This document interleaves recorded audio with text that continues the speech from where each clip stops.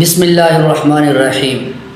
عزیز سامعین، قربانی کے مسائل ہم آپ کے سامنے ذکر کر رہے تھے۔ ایک مسئلہ یہ بھی ہے کہ جس جانور کی قربانی دی جا رہی ہے اس کی عمر کتنی ہو۔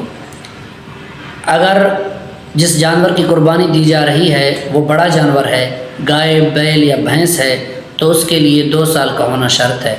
اگر اونٹ یا اونٹنی ہے تو اس کے لیے 5 سال کا ہونا شرط ہے۔ اگر بکرا ہے یا بکری ہے، بھیڑ ہے یا دمبا ہے تو ان کے لیے 1 سال کا ہونا شرط ہے۔ البتہ بھیڑ اور دمبا اگر 6 مہینے سے زیادہ ان کی عمریں ہو چکی ہیں یا 6 مہینے ہو چکے ہیں لیکن موٹے اور تازے اس قدر ہیں کہ ان کو اگر سال والوں کے ساتھ کھڑا کر دیا جائے تو فرق محسوس نہ ہو سکے کہ یہ سال کے ہیں یا 6 مہینے کے ہیں، تو ان کی قربانی بھی درست ہے۔ اگر وہ لاغر ہیں، کمزور ہیں، دبلے پتلے ہیں تو پھر ان کے لیے بھی 1 سال مکمل ہونا شرط ہے، اس سے پہلے ان کی قربانی درست نہیں ہے۔ ایک جانور ایسا ہے جو بظاہر موٹا تازہ ہے، سال کا معلوم ہوتا ہے، لیکن غالب گمان اور یقین یہ ہے کہ اس کی عمر ابھی سال سے کم ہے، تو موٹے تازہ ہونے کی وجہ سے اس کی قربانی درست نہیں ہے۔ اور ایک جانور بظاہر لاغر ہے، کمزور ہے، لیکن غالب گمان اور یقین یہ ہے کہ اس کی عمر 1 سال ہو چکی ہے، تو غالب گمان پر عمل کرتے ہوئے اس کی قربانی درست ہے۔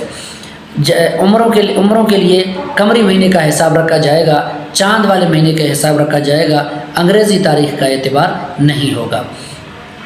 اور ہم بسا اوقات بعض علاقوں میں ایک رسم بد ہے کہ ایک گھر میں کوئی مریض ہے تو یہ عقیدہ بناتے ہوئے جانور کو مریض کے پاس پوری رات رکھتے ہیں یا مریض کا ہاتھ جانور پر مل دیتے ہیں کہ ہمارے گھر کے اندر جو بلائیں ہیں، مصیبتیں ہیں، وہ اس مریض کے اوپر آ گئی ہیں، اور مریض کے ہاتھ ملنے کی وجہ سے وہ جانور کے اوپر چلی گئی ہیں، لہٰذا جب جانور کی قربانی کریں گے تو ساری مصیبتیں اور بلائیں ٹل جائیں گی۔ یہ نظریہ رکھنا درست نہیں ہے، یہ شریعت کے خلاف ہے، لہٰذا ایسے وبائیں نہیں جاتی ہیں۔ ان کے لیے صدقہ سے وبائیں ضرور جاتی ہیں۔ صدقہ انسان کرے، اللہ کے راستے میں مال صدقہ کرے، قربانی کرے، خون بہائے جانوروں کی، لیکن یہ نظریہ رکھنا کہ مریض کے ہاتھ لگنے کی وجہ سے یہ سارے وبائیں اور مصیبتیں اور بلائیں اس جانور کی طرف منتقل ہو جاتی ہیں اور جان کے بدلے جان بچ جاتی ہے، یہ نظریہ رکھنا درست نہیں ہے۔ اور ایک بات یہ بھی ہے کہ بعض اوقات لوگ سمجھتے ہیں کہ ادھار جانور خرید کر قربانی اس کی کرنا درست نہیں ہے۔ ایسا نہیں ہے، بلکہ اگر کسی کے پاس وقتی طور پر پیسے نہیں ہیں تو وہ اس نیت سے ادھار جانور کی خریداری کرتا ہے کہ بعد میں اس کے پیسے ادا کروں گا، تو کوئی حرج نہیں ہے، اس جانور کی قربانی درست ہے۔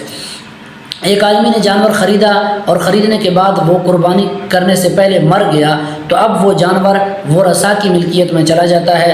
ورثاء کی مرضی ہے کہ ایصال ثواب کے لیے اس کو مرحوم کے ایصال ثواب کے لیے اس کو قربان کر دیں یا اس کو اپنے آپس میں تقسیم کر دیں، وراثت میں شامل کر دیں۔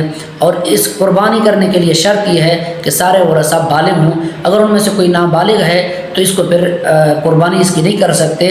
کوئی اور جانور قربانی کرنا چاہے اپنے مال سے، کوئی بالغ رشتہ دار قربانی دینا چاہے تو دے سکتا ہے، اس کی نہیں دے سکتے، کیونکہ اس کے اندر نابالغوں کا حصہ بھی شامل ہو گیا اور نابالغ کی اجازت معتبر نہیں ہے۔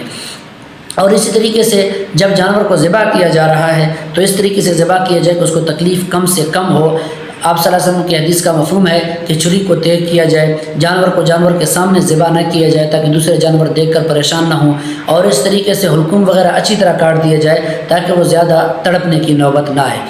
اور ایک آدمی کے گھر میں قربانی کی جانور پہلے سے اس نے پال کے رکھا ہوا ہے، بہت سارے جانور ہیں اس کے گھر میں، ان میں سے ایک کی نیت کر لی کہ اس کو میں بقرہ عید پر قربان کروں گا، یا جانور خرید کر گھر لایا لیکن قربانی کی نیت نہیں تھی، بعد میں کر لیا قربانی کی نیت، تو اس جانور کو تبدیل کرنے میں کوئی حرج نہیں ہے۔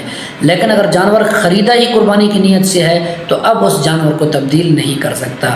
البتہ اگر وہ مالدار ہے، وہ اب یہ جانور اس کو پسند نہیں آیا یا کسی بھی وجہ سے تبدیل کرنا چاہتا ہے تو یہ عمل مستحب کے خلاف ہے۔ مستحب عمل یہ کہ اس کو تبدیل نہ کرے، لیکن اگر تبدیل کرنا چاہے تو اس کے لیے ایک شرط ہے کہ دوسرے جانور اور پہلے جانور کی قیمت برابر ہونی چاہیے، یا دوسرے جانور پہلے جانور سے مہنگا ہونا چاہیے۔ اگر دوسرا جانور سستا ہے تو درمیان میں جو قیمت کا فرق آ رہا ہے اس قدر پیسے اس کے ذمہ صدقہ کرنا لازم ہو جاتا ہے۔ مثال کے طور پر پہلے والا جانور 30,000 کا ہے، دوسرا 25,000 کا خریدا ہے اس نے، تو 5,000 یہ صدقہ کرے گا، تب اس کی قربانی درست ہوگی۔ اس طریقے سے جانور کو کچھ دنوں سے بندہ پہلے پال لے، یہ افضل ہے تاکہ جانور کے ساتھ انس اور محبت پیدا ہو جائے۔ جب جانور انسان کو محبوب ہو جائے گا تو جب جانور کے گردن پر چھری پھیرے گا، دل کے اوپر بھی چھری چلے گا، اور یہی چیز مقصود ہے۔ اور جانور کی قربانی کرنا یہ عبادت ہے، قرب الہی کا ذریعہ ہے۔ آدم علیہ نبینا علیہ الصلوۃ والسلام کے زمانے سے یہ سلسلہ چلا آ رہا ہے۔ اس زمانے میں قربانی کی قبولیت کی علامت یہ سمجھی جاتی تھی کہ آسمان سے ایک آگ آتا تھا اور اس قربانی کو جلا دیتا تھا، اور جس کی قربانی کو آگ نہیں جلاتا تو سمجھ لیا جاتا تھا کہ اس کی قربانی قبول نہیں ہوئی۔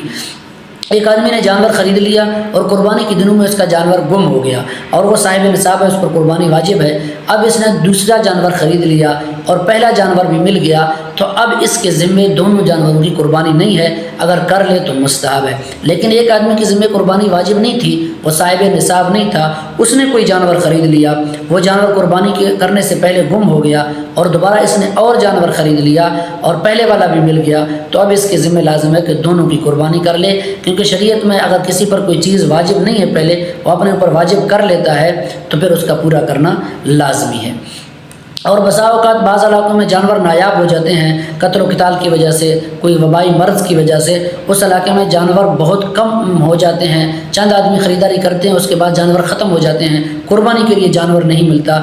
3 دن تک تلاش کرنے کے بعد اگر قربانی کے لیے جانور نہیں ملا تو اس جانور کی قیمت جتنی ہے، اس علاقے میں ایک جانور کی قیمت جتنی ہے یا بڑے جانور کے ایک حصے میں جتنے ایک آدمی کے حصے میں آتا ہے پیسے، اس قدر پیسے غریب مسکین فقیر جن کے جو زکوٰۃ کے مستحق ہیں ان کو دے دے، صدقہ کر دے۔ انشاءاللہ العزیز باقی مسائل اگلی ویڈیو میں، تب تک دیں ہمیں اجازت۔ وآخر دعوانا الحمدللہ۔